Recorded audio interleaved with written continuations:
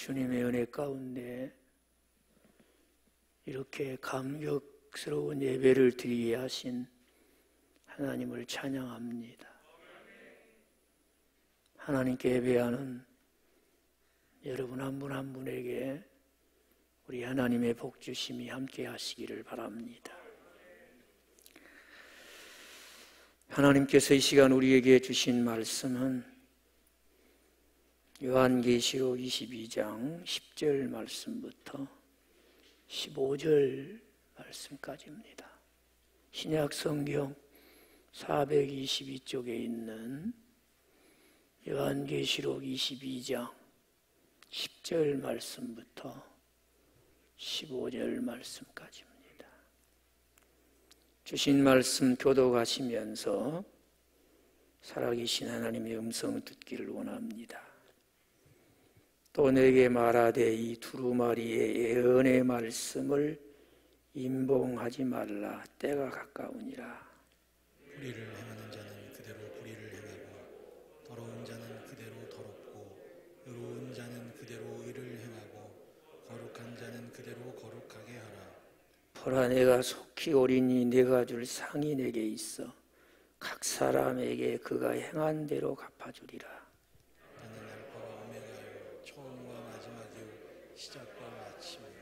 자기 두루마기를 빠는 자들은 복이 있으니 이는 그들이 생명나무에 나가며 문들을 통하여 성에 들어갈 권세를 받으려 함이로다.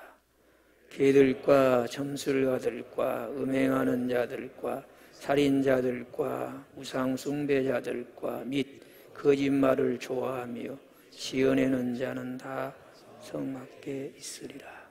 아멘. 가시면서 다시 오겠다고 약속하신 예수님은 영광 중에 재림하실 줄로 믿으시면 아멘하십시오. 그날에 주 예수여 어서 오시옵소서. 마라나타, 그렇게 맞이하는 복된 여러분이 되시기를 바랍니다. 수요일 날 오후였는데 당연히 저녁 예배 때 말씀을 통해 은혜 주시기를 사모하며 묵상하며 시간을 보내는데 한 청년이 찾아왔어요. 그리고 이렇게 질문하는 겁니다. 목사님, 오늘 저녁에 예수님이 오신다면 어떻게 하시겠습니까? 잠시 침묵의 시간이 흐르고 이렇게 얘기를 해요. 오늘 저녁에 예수님이 오신다면 평소와 같이 할 것이고 예배 드리기 전에 이전과는 다르게 30분 정도만 먼저 나가서 기도하고 주님을 맞이하리라. 무슨 얘기입니까? 오실 주님을 기쁘게 맞이할 준비가 되어 있다는 것이지요.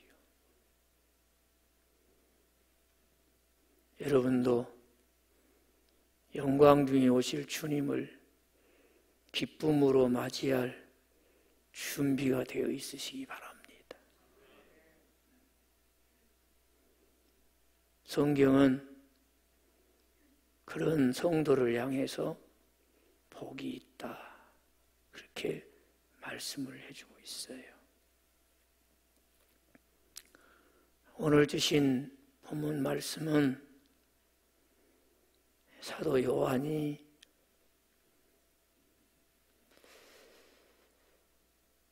예수님 오시옵소서, 그런 기도로 이루어져 있는 말씀이에요. 이렇게 기도하는 사도 요한에게서 예수님의 재림을 믿고 깨어서 준비된 자의 모습을 찾아볼 수가 있고, 재림 신앙을 가지고 준비하는 우리들이기 때문에 배울 점이 있습니다.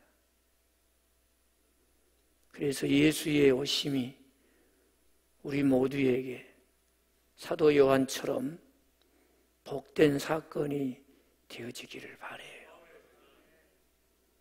물론 사도행전 1장에서 예수님의 제자들이 부활의 주님께 묻습니다. 주님, 주께서 이스라엘을 회복하심이 이때입니까?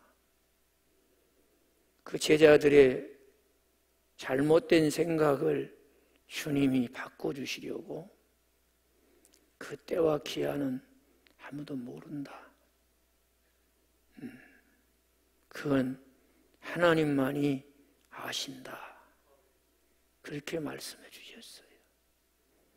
예수님이 주님 재림하실 때와 그 시간을 모른다고 그랬는데, 안다고 하는 것은 성경대로 안 믿는 거예요.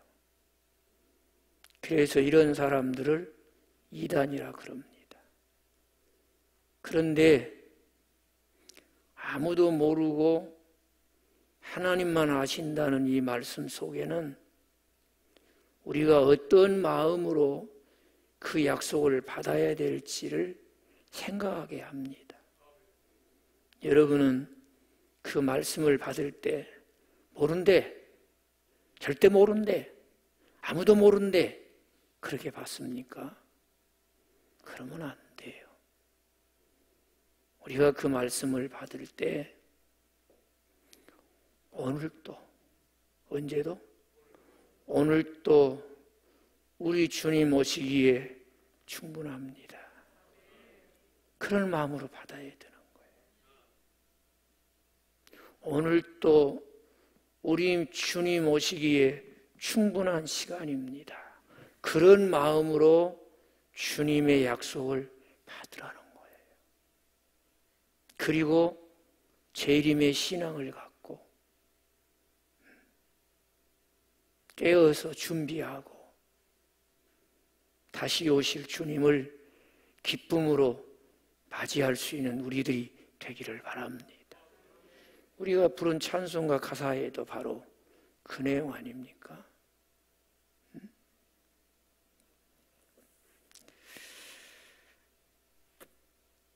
그러면 어떤 사람이 예수님의 오심이 진짜 복이요 그 영광에 참여할 기회가 될 것인가?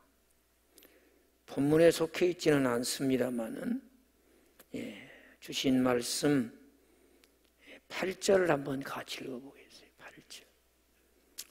이것들을 보고 들은 자는 나 요한이니 내가 듣고 볼 때에 이 일을 내게 보이던 천사의 발 앞에 경배하려고 엎드렸더니 그랬어요. 요한계시록 1장에서부터 지금까지 하나님께서 그의 천사를 보내서 하나님이 이 역사 속에서 하실 일들을 알아야 될 것은 사도 요한에게 알게 해주시고, 들어야 될 것은 잘 듣고 깨닫게 하시고, 보아야 될 것은 눈을 열어서 보게 해 주시고 그랬어요.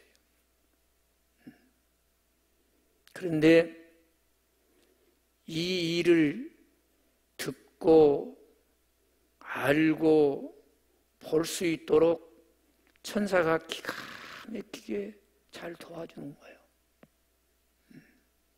그러다 보니까 이 사도 요한도 잠시 마음속에 혼란스러움이 일어났어요. 그래서 누구를 경배하려고 해요? 천사를 경배하려고 해요.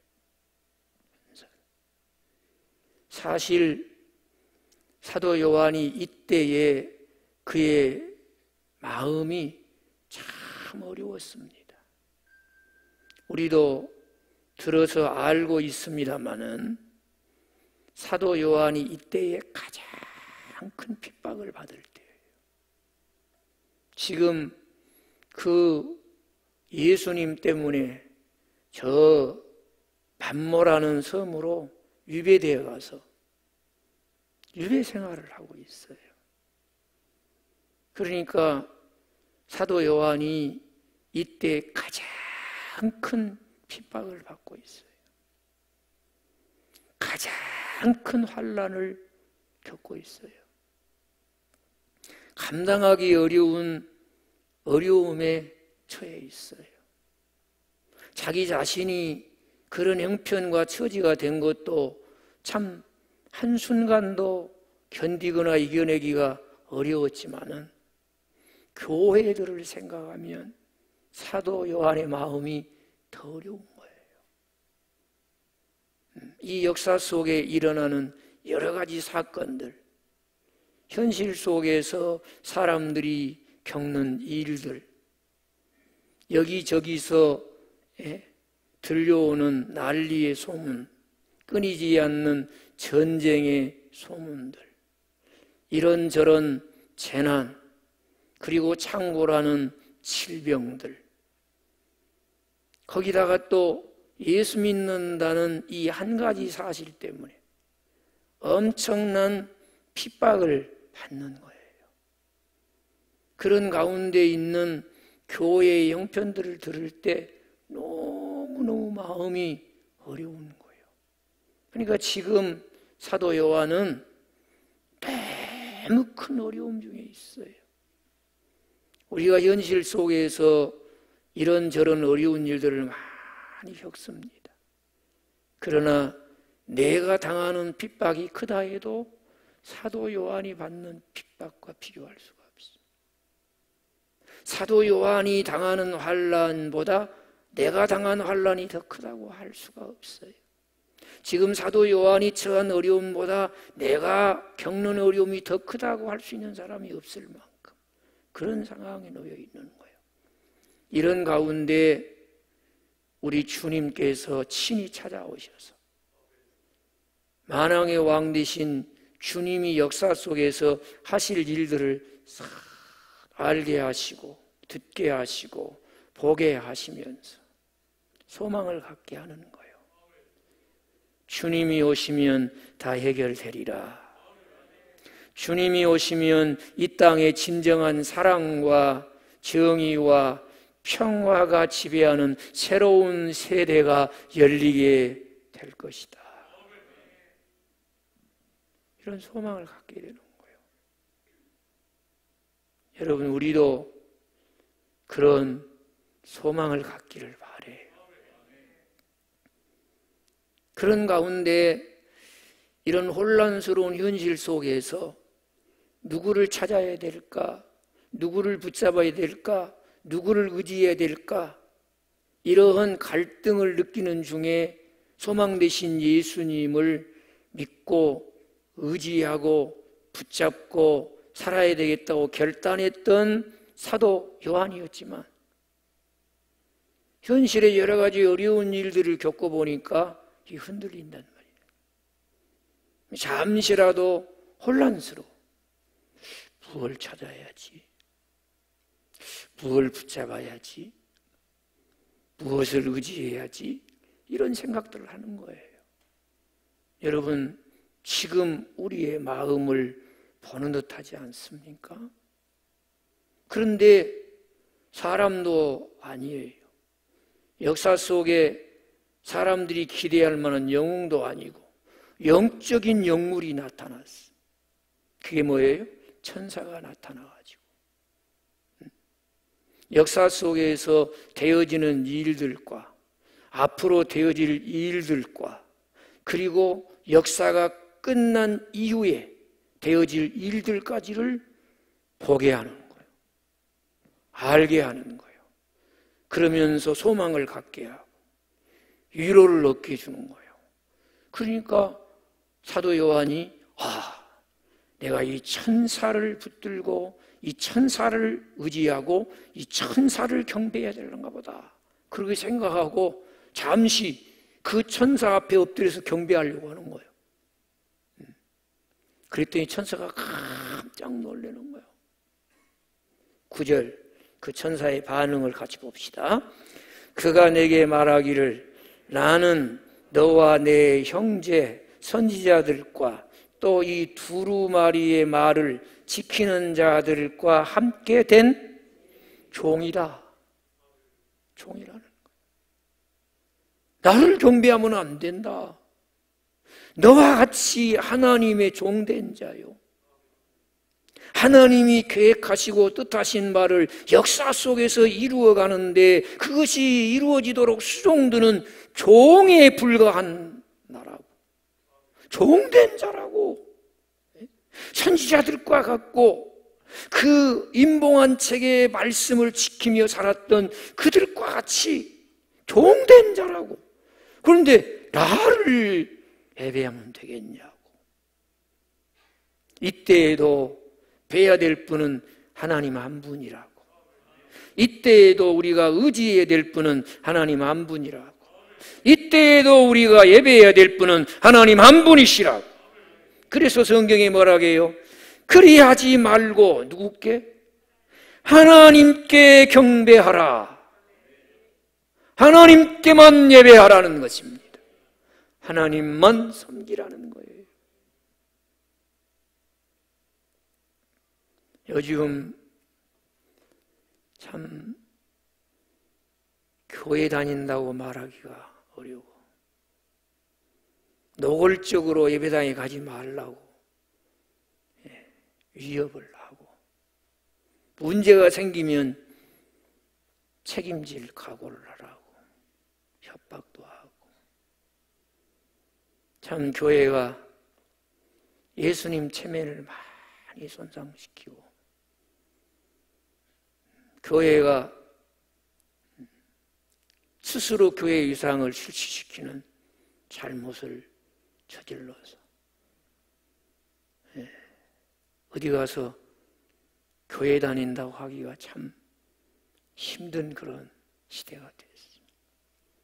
하나님께 너무 죄송하고 너무 미안하고 참 하나님 뵐 면목이 없어. 그래서 하나님, 그렇게 하나님 찾고 부르다가도 면목이 없습니다. 참 면목이 없습니다. 그 말밖에 안 나오는 그런 시대예요.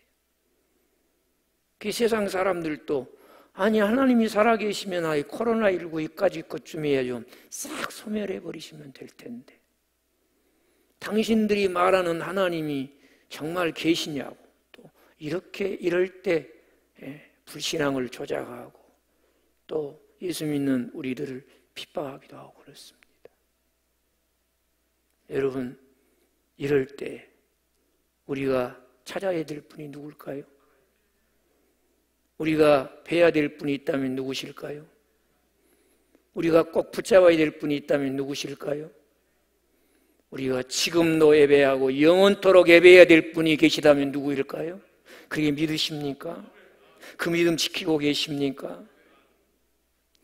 주님 다시 오실 때 기쁨으로 주님을 맞이하는 복 있는 사람은 누구냐? 예배하는 사람이라는 거예요. 불신이 만연한 시대, 너희가 믿는 하나님이 어디 계시냐고 비난하는 핍박이 있는 시대. 물론 우리가 이 현실 속에 믿음을 지키며 사는데 큰 핍박이 있고 큰 환난이 있고 큰 어려움이 있고 비난이 있고 힘든 점이 있다 할지라도, 여러분, 우리가 지금 그런 형편에 있다 할지라도 사도 요한이 받은 핍박보다 더 큽니까? 그가 받은 환난보다 더 큽니까? 그가 겪었던 어려움보다 더 큽니까? 그가 싸웠던 힘겨운 싸움보다 더 큰 힘겨운 싸움을 하고 있습니까? 그러나 사도 요한이 그런 상황 속에서도 주 예수여 오시옵소서 이렇게 기도할 수 있는 것은 그의 삶의 자리에 예배가 살아있었기 때문입니다. 그의 삶의 자리에 예배가 자리매김되어 있기 때문입니다. 그의 삶의 자리에서 가장 소중한 것이 예배였기 때문입니다. 예배가 살아나기를 바랍니다. 예배가 자리매김되기를 바랍니다. 저의 간절한 기대와 소망과 간절한 기도의 제목이 있다면 오늘 하나님을 예배하는 우리 모두가 예배하는 중에 재림의 주님을 맞이했으면 좋겠어요. 할렐루야. 생각해 보세요, 여러분. 주님이 우리의 죄를 용서해 주시고 하나님의 거룩한 임재 가운데서 그 하나님을 예배하며 하나님과 신령한 교제를 하고 하나님께서 내게 주신 그 은혜와 사랑이 새로워지고 예수 그리스도로 인하여 얻은 생명의 풍성함을 얻고 하나님과 신령한 교제 속에서 얻을 수 있는 기쁨이 있고 마음에 참된 평안이 있고 삶의 자유가 있고 그리고 하나님 나라에서 누릴 수 있는 그 풍성함과 그 영광을 이 땅에서 육체 가운데 경험하는 예배 가운데서 체험하게 되는 줄로 믿습니다. 이게 살아있는 예배 아니겠습니까? 바로 그 예배가 살아있고 그 예배가 자리매김되어 있는 사람만 주 예수여 오시옵소서. 다시 오실 주님을 기쁘게 맞이할 준비가 되어 있다고 믿으시면 아멘. 하나님께 예배하는 거예요. 그런데 말세가 되면은 개인적으로 드리는 예배든 가정적으로 드리는 예배든 공동체가 모여서 하나님을 대면하고 주 안에서 형제자매들이 서로 얼굴을 보며 사랑으로 믿음의 선행을 격려하면서 드리는 이런 예배이든 간에 자꾸 이렇게 모여서 예배하는 것을 폐하려고 하는 무리들이 많아요. 히브리서 10장 25절 한번 찾아봅시다. 히브리서 10장 25절 같이 읽어보겠습니다. 모이기를 폐하는 어떤 사람들의 습관과 같이 하지 말고 오직 권하여 언제? 그날이 가까움을 볼수록 더욱 뭐다라는 거예요? 모여라 하나님께 예배해라.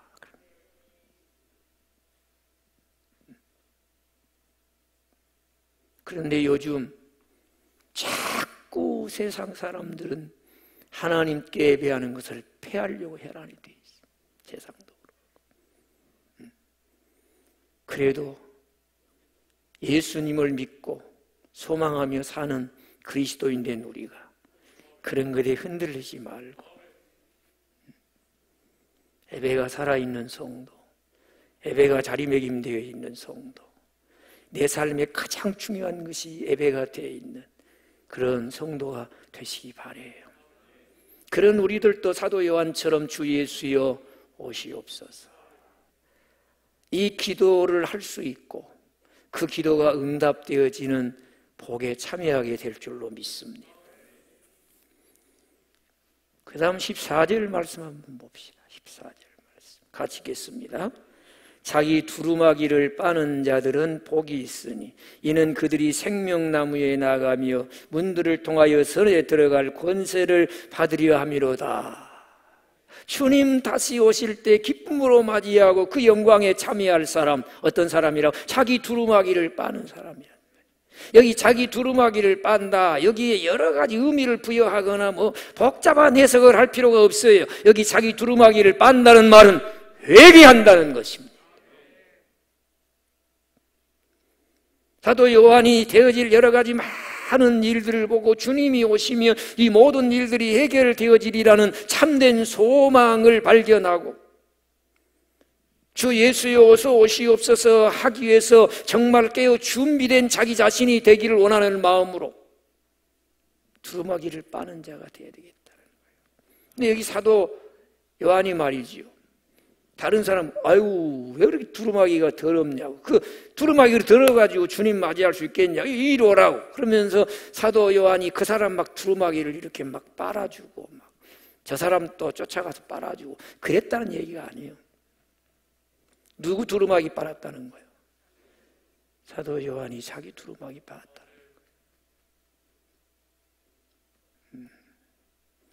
그리스도인이 믿지 않는 세상 사람들과 다른 것은 하나님의 말씀의 거울을 가지고 있는 사람이요, 하나님 말씀의 거울에 비춰진 내 모습을 보고 회개할 줄 아는 사람이라고 믿으시면 합니다. 세상에 속한 사람과 그리스도께 속한 사람의 커다란 차이가 있다면 그리스도께 속한 사람은 자기 두루마기를 빠는 회개하는 사람이더라고 말이에요. 세상에 속한 사람은 회개 없어요. 회개가 없어. 그 이 얘기는 회개하는 자가 복이 있다는 거예요. 여러분, 지금 우리가 살고 있는 이 세상을 말세라 그럽니다. 말세는 예수 그리스도께서 이 땅에 오시면서부터 시작되어 지금도 계속 진행되고 있는데, 지금은 정말 마지막이 가까웠다. 죄악이 너무 간영하다. 듣는 것이, 보는 것이, 손으로 만지는 것이 죄악뿐임을 알게 돼. 이런 현실 속에서 우리 그리스도인이 삶의 자리에서 열심을 내야 될 일이라면 무엇이겠습니까? 사도 요한이 초대교회 7교회를 보면서 7교회 긴이 계속해서 하는 얘기가 뭐냐? 회개하라, 회개하라. 그러면서 딱 강조하는 게 뭐냐? 열심을 내서 회개하라. 그렇게 얘기합니다. 여러분, 사실 우리가 신앙생활 한다고 하고 있습니다만은 믿음 생활을 잘 하고도 넘어질 때가 얼마나 많습니까? 마음의 결단을 하고 새롭게 다짐을 하고 새롭게 시작해보지만은 또 넘어질 때가 얼마나 많습니까? 이런저런 유혹으로 인해서 우리가 쉽게 범죄할 때가 얼마나 많습니까? 그런 적 없어요, 여러분? 그럴 때가 너무 많아. 그저 신앙이 열심히 있어서 이런저런 봉사를 하다가도 시험 들 때도 많고 말이죠. 한번 생각해 봐요, 여러분. 뭐 교회 다닌 사람들은 무슨 죄가 그렇게 많길래 막 그냥 예배당에 가서 그냥 회개한답시고 그냥 그러냐고. 그런데 우리는 믿음으로 살다 보니까, 주의 말씀 따라서 산다고 살다 보니까 그런 것이 많더라고 말이요. 없습니까? 여기 솔직히 말해서 신앙이 살아서 신앙 양심으로 자기 자신을 보고 나가서 하나님 말씀의 거울 앞에 나를 비춰볼 때 난 회개할 거 없어요. 그런 사람 여기 있어요? 나는 일찍 죽임을 당한 어린 양의 피가 필요 없을 만큼 깨끗해. 그런 사람은 없어.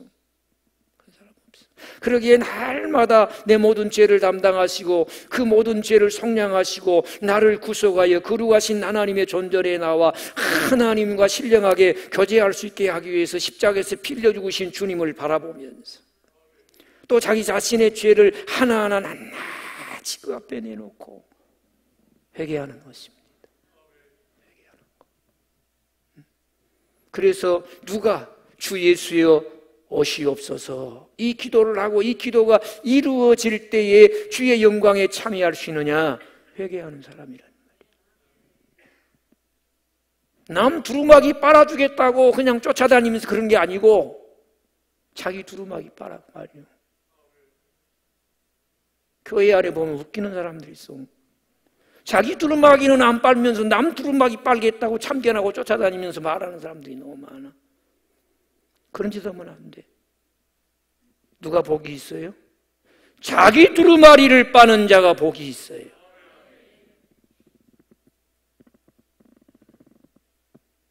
그래서 회개는 은혜입니다. 회개는 복입니다. 회개만이 주의 영광에 참여할 유일한 길임을 믿으시기 바랍니다. 회개할 때만 십자가가 능력으로 작동합니다. 회개할 때만 예수의 피가 흰눈같이 양털같이 우리의 죄를 정결하게 하는 능력으로 작동하기 시작하는 겁니다. 회개하는 자가 복이 있다는 거예요. 재림의 주님의 영광에 참여하게 된다는 거예요. 너는 네 두루마기를 빨고 있느냐? 그런 얘기예요. 요한복음 13장에 보면 예수님이 제자들의 발을 씻겨주시죠. 다른 제자들이 거리낌 없이 발을 주님 앞에 내놓는 모습을 보고 베드로가 성질이 나버렸어. 어떻게 저럴 수가 있냐? 사람들이 어떻게 저럴 수가 있냐? 자기 차례가 오니까 주님, 절대로 내 발 못 씻습니다. 어떻게 이런 발을 내가 주님께 내놓을 수 있습니까? 내가 네 발 안 스치면 너하고 나하고 상관이 없어. 놀란 거예요. 그러니까 발만 아니라 머리나 이 몸뚱아리도 다 목욕시켜달라고. 그 예수님 뭐라고 그래요? 요한복음 13장 16절에 그런 베드로에게 이미 목욕한 자는 발밖에 쓰실 필요가 없느니라. 온몸이 깨끗하니라. 너희가 깨끗하나 다는 아니니라. 물론 가룟 유다를 염두에 두고 하신 말씀이에요. 그런데 여기 보면 한 번 목욕했다 그 말은 무슨 말이에요? 이미 예수 믿고 그 피로 제사함을 받아 구원받은 자는 이제 발만 씻으면 된다는 거예요. 한 번 예수 믿고 그 피로 제사함 받아 구원받은 사람은 뭐만 씻으면 된다? 발만 씻으면 된다는 거예요. 그러나 발은 어떻게 해야 돼요? 반드시 씻어야 돼. 안 씻으면 안 된다는 말이에요. 무엇이 필요하다는 거예요? 회개하라는 거예요. 회개하라는 거예요. 회개 없이 죄와 단절될 자가 없고, 회개 없이 성화의 은혜로 성장해 갈 자가 없고, 회개 없이 거룩한 하나님의 존전에 받아들여지고, 회개 없이 주님과 신령한 교제를 할 수 있는 사람이 없어요. 그래서 회개하는 사람이 영광 중에 오실 주님의 영광에 참여하는 복을 받게 될 줄로 믿습니다. 그래서 복이 있다 그랬어요. 복이 있다. 하나만 더 보겠습니다. 10절 말씀 봅시다. 10절 말씀. 또 내게 말하되 이 두루마리의 예언의 말씀을 임봉하지 말라. 때가 가까우니라. 여기 임봉이라는 말이 뭔 말이에요? 봉해졌다는 말이. 봉해졌다는 말은 개봉되지 않았다고 말이에요. 근데 여기 보니까 임봉이 이미 떨어져 버렸어. 요한계시록에 이 임봉을 떼기에 합당한 자가 누구예요? 일찍 죽임을 당한 하나님의 어린 양 예수 그리스도가 이 7인을 떼기에 합당한 자란 말이에요. 이미 그 예수님이 다 떼시고 거기에 비밀로 감춰졌던 모든 하나님의 복음과 하나님의 경륜과 하나님의 계획을 다 이루신 줄로 믿으시면 아멘. 그러니까 이 말은 무슨 말이냐? 이제 예수님이 하나님의 비밀에 속한 말씀까지 다 공개했다 그 말이에요. 공개했어. 그래서 이제는 이 말씀이 뭐래요? 물을 필요가 없는 것이 다 이루신 주님이 성령을 보내시고 성령님이 우리 안에 계셔서 예수님이 다 공개하신 말씀을 우리 마음에 새기시고 그 말씀을 깨닫게 하시고 그 말씀을 결단하게 하시고 그 말씀 지키며 살게 하신 줄로 믿습니다. 이렇듯 하나님의 말씀이 하나님의 자녀된 우리들에게는 공개된 말씀이란 말이에요. 근데 사람들이 자꾸 뭔가 감추고 비밀이라고 하고 이건 우리만 아는데 그러면서 괜히 사람 말이 감질나게 가르쳐둘까 말까 이러면 그건 전부 잘못된 거예요. 잘못된. 그 임봉을 떼었으니까 다시 임봉하지 말라는 거예요. 공개된 대로 놔두라는 거예요. 이 시대에 하나님의 말씀은 공개되었다고 믿으시면 아멘. 하나님의 말씀 진리가 공개되면 이 세상은 두 가지 반응을 보이는데 그게 11절입니다. 같이 읽겠습니다. 불의를 행하는 자는 그대로 불의를 행하고 더러운 자는 그대로 더럽고 의로운 자는 그대로 의를 행하고 거룩한 자는 그대로 거룩하게 하라. 딱 두 갈래로 갈라집니다. 진리가 공개가 되고 진리가 개봉이 되고 선포가 되어지면 그 진리의 말씀을 대적하고 그 진리의 말씀을 거스리고 그 진리의 말씀을 불순종하면서 불의를 행하는 자는 계속 불의를 행하고 악을 행하는 자는 계속 악을 행한다는 거예요. 그에 반해서 이 진리가 딱 공개가 되면 공개된 말씀대로 사는 사람이 있어. 진리의 말씀을 믿고 그 말씀대로 순종하며 의를 이루고 거룩하게 구별되게 살아가는 사람이 있다 그 말이에요. 그러니까 주님 다시 오실 때 주님 오심이 그에게 복이 되려고 하면 공개된 말씀대로 살아라 그 말이에요. 믿으시면 아멘. 몰라서 못 삽니까? 못 배워서? 들은 바가 없어서? 한 번도 읽어본 적이 없어요? 한 번도 들어본 적이 없어? 그런 건 복음이 아니에요. 다 이미 들었어. 알고 있어. 읽었어요. 중요한 건 뭐예요? 주님 다시 오심을 재림신앙으로 기다리고 준비된 자는 오늘 또 주 예수여 오시옵소서 기도하고 그 기도가 이루어질 때 복 있는 사람은 공개된 말씀대로 사는 거예요. 믿으시면 아멘. 그 얘기 오늘 얘기. 주님이 다 이루시고 주님이 인봉을 떼시고 주님이 이루신 진리가 어떤 것인가를 다 알게 하시고 성령님께서 이게 무슨 얘기지요? 물을 필요가 없을 만큼 우리 안에 선생님이 되셔서 공개된 말씀을 따라 살기로 결단만 하면 도와주시는 성령의 도우심을 따라 지금 삶의 자리에서 공개된 말씀대로 사는 거예요. 이 사람이 복이 있는 사람이에요. 이 사람이 주님 오시옵소서 기도할 수 있고 그 기도가 응답될 때 기쁨으로 주님을 맞이하게 될 줄로 믿습니다. 그렇게 살라는 거예요. 그렇게. 오늘 또 여러분 이 말씀을 우리가 기억해야 돼. 로마서 1장 28절에도 보면 하나님께서 내버려 둔 사람들이 있어. 그 마음에 하나님 두기를 싫어하고 상실된 대로 그들이 악을 행하며 살아. 그것이 분명히 그렇게 살면 자기도 죽고 그렇게 행하면 죽는다고 알고 남에게 이야기하면서 그렇게 살아. 그런데 하나님이 내버려 두셔. 그렇게 살도록. 이것이 가장 무서운 하나님의 형벌이라고 성경이 말하고 있어. 언제든지 진리가 공개된 세상은 이렇게 하나님이 내버려 둔 자가 있고 하나님 말씀 따라 살도록 때로는 책망도 하시고 때로는 훈계도 하시고 때로는 징계도 하시는 하나님의 자녀가 있어. 그래서 기어이 공개된 말씀을 따라 살도록 하시는 분이 있어. 우리가 주 안에서 그런 하나님의 자녀인 줄로 믿습니다. 징계 없이 내버려 두었다고 좋아하지 마. 그것이 하나님이 주신 최고의 징계임을 성경은 얘기해서 버려둔 바 된 사람. 그런 하나님이 우리는 공개된 진리를 따라 살도록 여러 가지 모양으로 성령님께서 우리를 돕고 계시는 줄로 믿습니다. 그 사람이 복이 있다는 거예요. 여러분, 사도 요한이 이렇게 살면서 주 예수여 오시옵소서. 이 기도가 오늘 우리의 기도가 되기를 바라요. 이 기도가 응답될 때 우리 모두가 복된 성도가 되시기를 주의 이름으로 축복합니다. 기도합시다. 기도합시다. 가실 때 다시 오마 말씀하신 주님, 재림신앙을 가지고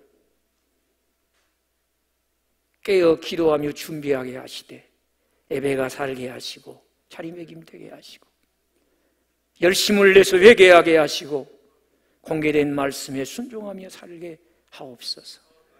주님 오심이 그 영광에 참여할 복이 되게 하옵소서. 한 1분 동안 결단하며 기도합니다. 아버지 하나님, 험한 세상 살면서 주님이 오셔야만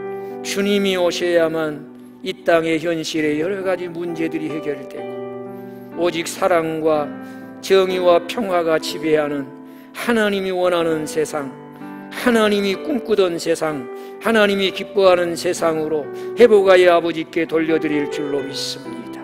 우리 모두 재림신앙을 가지고 깨어 예배가 살고 자리매김되며 열심을 내서 회개하고 공개된 말씀에 순종하며 하나님의 의를 이루며 살게 하시고 구별되게 거룩하게 살아가기를 힘쓰게 하셔서 주 예수여 오시옵소서. 이 기도가 응답될 때에 아버지 하나님, 우리 모두가 복된 성도로 주님의 영광 중에 오실 주님의 영광에 참여하기에 부족함이 없는 잘 준비된 우리 모든 믿음의 식구들 되게 하여 주옵소서.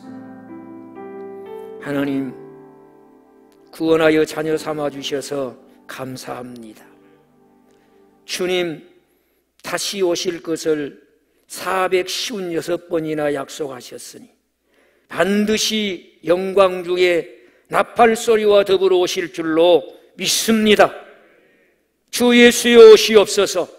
오늘 이 기도가 우리의 진솔한 기도 되게 하여 주시고, 예배가 살고 열심을 내 회개하고 공개된 말씀에 순종하여 주의 오심이 우리에게 복이 되게 하여 주옵소서. 이 기도가 응답되는 그 순간 가장 복된 믿음의 식구들 되게 해 주옵소서. 예수님의 이름으로 기도합니다. 아멘.